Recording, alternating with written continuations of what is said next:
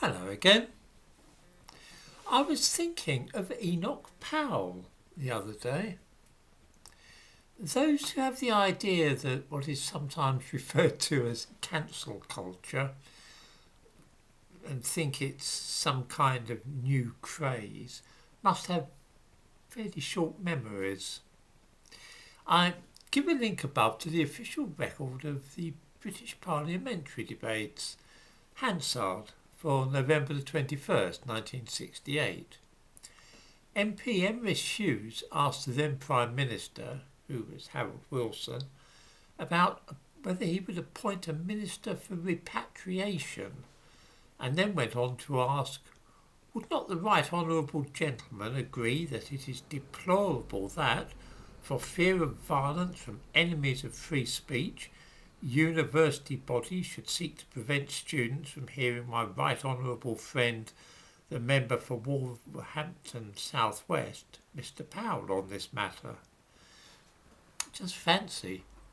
53 years ago, there was a debate in Parliament about free speech in English universities. We seldom hear about the idea of repatriation these days, but in the 1960s it was very much a hot topic. The idea was that the government should offer to pay immigrants to return to their own country. The scheme was started on a purely voluntary basis in the 60s, and in the autumn of 1968 the Minister of Social Security was asked how many immigrants had been repatriated in the first 7 months of the year. The answer was just 54. Enoch Powell, of course, argued vociferously in favour of repatriation and thought that it was not too late at that time, during the late 1960s, to reverse what he saw as an undesirable trend towards people from India, Pakistan and the Caribbean making their homes permanently in Britain. It's very obvious today that many of the things which Enoch Powell feared have come true. He was more far-sighted than perhaps any other politician of the time when it came to seeing what the likely result would be of inviting all and sundry from across the world to come and make their homes in Britain. Perhaps other people did really see which way the wind was blowing, but were afraid to speak out. Had Powell's remedy for the situation been adopted 50 years ago, then the nature of Britain would have been very different from that which we see today.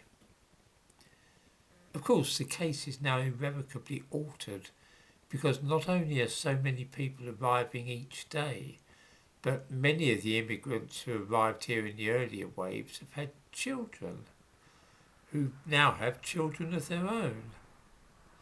It would be very difficult to arrange any scheme for repatriation these days, because the situation has changed so much. I mention this because some people commenting here on this channel have put forward repatriation as one possible way of dealing with what they see as an intractable problem, one which is getting worse by the day. I am afraid that this is a pipe dream. Not only the logistics, but the legality of the thing would render anything of the sort quite impossible. For good or ill, the British have allowed successive governments to operate open-door policies as far as immigration is concerned.